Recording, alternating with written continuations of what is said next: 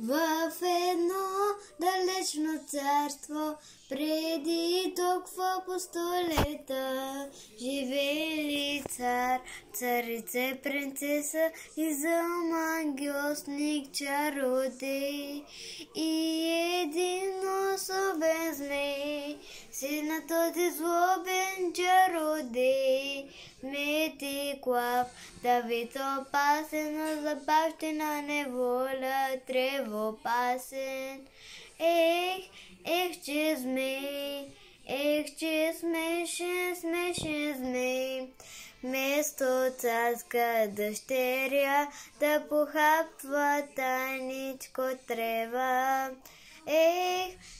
Че змей, че смешен, смешен змей, вместо царска дъщеря да похапва тайничко трева. Моркови да хруба той обича, супа, крем и боб чорба. Змеведен ланец го наричат, срам за своя зъбаща. Че змей, че смешен, смешен змей, вместо царска дъщеря да похапва тайничко трева.